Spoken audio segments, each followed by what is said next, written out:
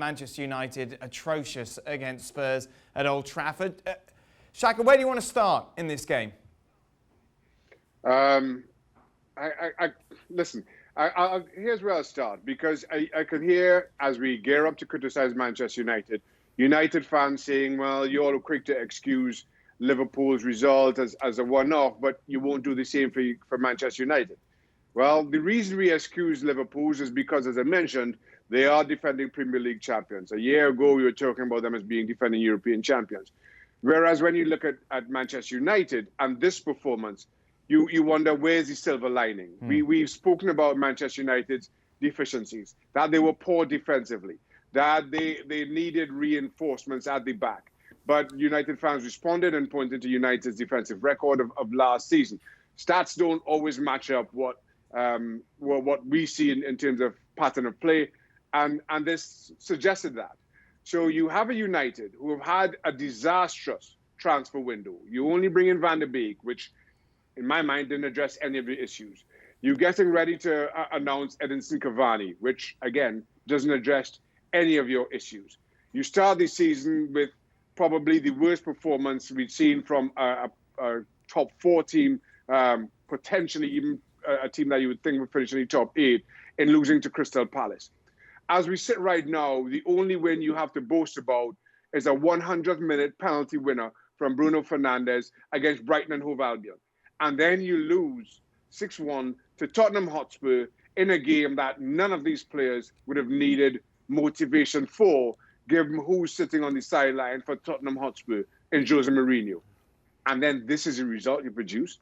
Now, we can sit here and talk about the sending off all we want, but this has been coming from Manchester United. And hopefully it's the embarrassment that was needed at the top end of this football club to spur them into some kind of action either around Ole, around Woodward, or around the squad in its entirety, because Manchester United continue to go further and further down this abyss.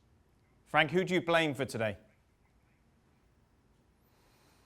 Well, the club, the board. I mean, people were going to hammer Ole Gunnar Solskjaer, but you have to wonder, if the lack of the lack of players or new players that he was expecting is not there, if it's his fault, if buying Maguire was his responsibility, 80 million, I just recall people, if not having the midfielders that he wanted, not having the player that he really wanted is really his fault, and if he has to be responsible and the only responsible for that defeat. I think the board is firstly responsible. We saw lots of pictures about Mr. Woodward, during the game,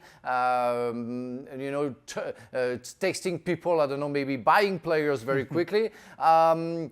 We saw players, I mean, the first goal they conceded with all the headers that we saw, nobody capable of getting the ball out. I mean, you can have bad days, but that was, showing me that it would be anyway a bad day for Manchester United. Of course, we're going to talk about the VAR non-participation of that game, which is a real disgrace, and changed the game and killed the game. But as Shaka said, it's a slap in the face for the club, and they will force them to react and to maybe understand what the fans are expecting. They want better players, they want a bigger club, they want a bigger team, the club that they were before, and they are not anymore. I mean, what we saw today is just the reflection of maybe the last, well, not the last decade, but maybe 7 years of bad recruitments, of bad choices. I mean, when I see Paul Pogba, who's just been recalled by Didier Deschamps in a French national team, I wonder. I really wonder if it's the same football that I used to like.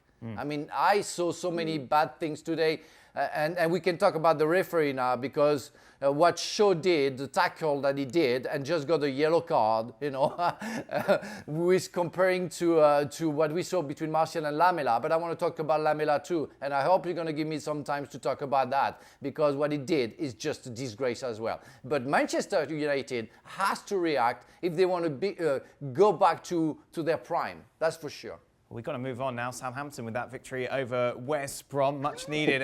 I'm joking, Frank. Let's talk about the red card, shall we? Let's talk about Martial and Lamela. Right. Let's unpick this, shall we? VAR obviously would have looked at it and they would have intervened if they felt it was necessary. They didn't. They felt it was the right decision. Frank, do you think Martial deserved a red? Yes, he deserved a red because you don't have to react. It's a fair red card. But Lamela, and I don't know if he one day is gonna hear what I'm gonna say and see what I'm gonna say. But man, be a man. Just be a man. You know, Martial barely touched you. You stay on your feet, you know, for like 2 seconds, and then you went on the floor. You know, I don't know. I would have played that game for sure. I would have received a red card. Because 5 minutes after the game restart, you would have received a big tackle from me. It's a disgrace of football. I mean, the VAR, what the people are doing in the, I don't know, the bus or the what is it? I don't know, with the van there. Why they don't understand football? But I mean, Frank, you just said it was a red card. You said it was a red card. But it was a red card for Lamela as well. Oh, okay. I mean, Lamela shouldn't have stayed on the field. I mean, he was the first one who hit Martial. Martial responded. He shouldn't do that. We all know in football that you always sanction when you react. That's a fair point, even if I sometimes feel it's not that fair. But Lamela, he hit Martial first. I mean, it's a disgrace. It's a real disgrace that the guy stayed on the field and felt like he was, you know, almost dying. That's unbelievable, unbelievable. And I never understand that. They should look at the video during the week and suspend that guy for at least 2 games. Because that's insulting football. He killed the game. I mean, I almost switched off the TV. If I don't work for you guys, I switch off the TV. I don't want to see anymore because I know the result. Now you know how our viewers feel. Shaka, what do you think? Martial read the right decision, but should Lamela have gone as well? I think Lamela should have gone as well. And listen, a couple of things, and Frank touched on it there. One, you don't raise your hands to the face of an opponent under any circumstance. Not in today's game. That's a red card. And back in our days, as again Frank alluded to, you always knew, you always told it was a reaction that would get punished because that's what the referee would pick up. But in the age of VAR, you have the ability to go back and look at what preceded that. And as much as I think the referee is right to show the red card to Martial for the reaction and hitting Lamela in the face, if you go and have a look at what preceded that, Lamela struck Martial in the face. So you at the very least have to give 2 red cards. And again, as much as I'm understanding and I'm sympathizing with what Frank is saying, here's the thing. If Lamela strikes Martial in the face and he just goes down without reacting, then it's only Lamela getting a red card, which, you know, again, it's silly and it's counterproductive to the reason that VAR should be involved. I agree. You don't have to go down every time somebody brushes across your face. But if that is what you're being forced into, then again, it's a disservice to the technology and what it's supposed to be used for. So I think as much as maybe on the face of it, the referee got the decision right, it was only half right, if that makes sense. So that's at 2-1. Obviously, then United down to 10 men. They concede almost straight away. And Frank, Yeah, I know it's something we've seeing a lot, trying to play out of the back, and you understand why this is happening. But in this situation, there has to be a little bit of common sense if you're United, surely, just to get the ball out, regroup, and away we go. Exactly. You have international players, De Gea, Maguire, I mean, so many very experienced players normally, and you know that your brain is upside down. You know that you have to, you know, adjust and reset everything. So don't try to start like you normally try with those crazy suicide, you know, passes that they normally do in a normal time, which is not at that time. And of course, Bailly tries to make a pass, crazy pass in between two players, and it's countered by the opponent, and it's considered a goal. 3-1, bye-bye. It's where I almost switched off the TV. But I wanted to see the disaster, because of course we all knew that it was about to come. Here's my challenge to that, Dan. Listen, the game starts. United got a penalty after 30 seconds. I'm sitting there thinking, all the work that Spurs has done building up to this game, all the planning that Jose Mourinho has done on the board, in the dressing room before this game, rip it all up within 30 seconds because you go behind. Your question, asking for common sense from United. How United respond to taking the lead in that game suggests straight away that they weren't prepared to use any common sense today. You won up within the first minute. Just kill the game for a little bit. Take some of the emotion out of it. Kick the ball along. But no, you have Maguire going and rugby tackling Shaw, and all of a sudden we have a game again. I mean, the pure nature of Manchester United defensively is simply beyond me. It's beyond Premier League football. You would have thought beyond a club like Manchester United. We then saw Bailly could have got sent off for the stamp, Frank, and Luke Shaw, as you mentioned before, lucky maybe only to get a yellow for just what was just the epitome of a cynical challenge. How much does that reflect on Ole? Again, it's difficult for me to judge Ole Gunnar Solskjaer in that game. I mean, everything went wrong, so you can have the best tactic. If the players don't want to do what they had to have to do, on the first goal, and the second goal, then the sending off, the third goal, he can yell at them, say, well, don't play like that, just kick the ball away, just go up, and we try to refresh and reset everything because we are 2-1, one man down. He hasn't got the time for that. They make the silly passes that we saw. They concede the third goal. It's over. Then you go back to the dressing room. It's already 3-1 or 4-1. I don't remember.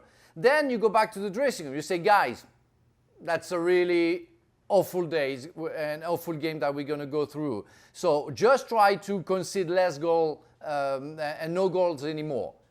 And stay tuned in, stay fresh in your head, don't get crazy. They're going to look for other red cards. You're going to be frustrated, but don't go there. It's very hard. I tell you, it's very frustrating when you're a player. You're 10 against 11, you don't touch the ball, you play at home, you're being hammered. You just have to wait for the end, for the last whistle, and you go back, take a shower, go home, and you see the next game. It's hard.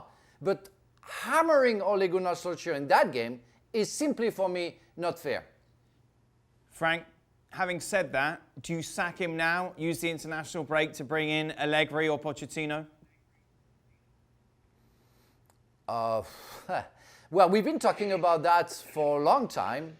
And if I say it's not fair to give him responsibility for that loss, no, you shouldn't. I think really, it's mostly the board. He wanted players. He wanted defender. But, they were waiting for Koulibaly. There has to be a time when you take a look at the fact that this squad costs, $700 million, the starting 11 who are out there today. There's got to be a time where you can obviously question the board's decision, Frank, but you've also got to say, right, Ollie, these are the players that you've got. This is the hand you've been dealt. It's time to coach.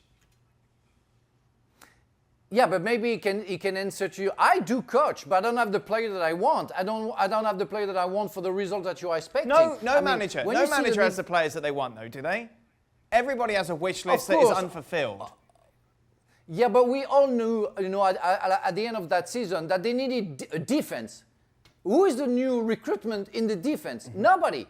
They were waiting for Koulibaly, he didn't come, and some others, they didn't come. They don't want to come to Manchester United. So is it because of the coach? Is it because of the player that you have in the field? Is it because of the board who recruits the wrong players? It's a little bit of everything. Right. Now, saying that it's easier to sack the coach than maybe 20 players or maybe the people on the board, So, Yeah, maybe he has to go. Maybe we'll find the real guilt of that situation, and maybe it's not Ole, but Ole maybe deserve to go because he didn't bring what they are expecting. Shaka? Listen, I agree with you, Dan. I think there are far better managers available to Manchester United right now. But to your question, I don't think Manchester United will sack Ole right now, just kind of given the history and the culture of the club around that. And secondly, as poor result this is, and as poor as Manchester United have been, we're still only 3 games, or they are anyway, 3 games into the season. So maybe you cut them a little bit of the slack. other game, as you mentioned, you lost against Crystal Palace as well at Old Trafford. I have been as critical as anybody of Manchester United and what we've seen so far. But the truth is, not many clubs sack managers 3 games into the season, especially on the back of finishing 3rd in the Premier League last season, a deepish enough run in the Europa League as well. We are 3 games into the season. Again, there are far better managers available. I just don't think you do that right now, not just yet. Well, thank you very much for watching ESPN on YouTube. For more sports highlights and analysis, be sure to download the ESPN app. And for live streaming, premium content, and let's not forget as well, ESPN FC 7 days a week. Subscribe to ESPN+.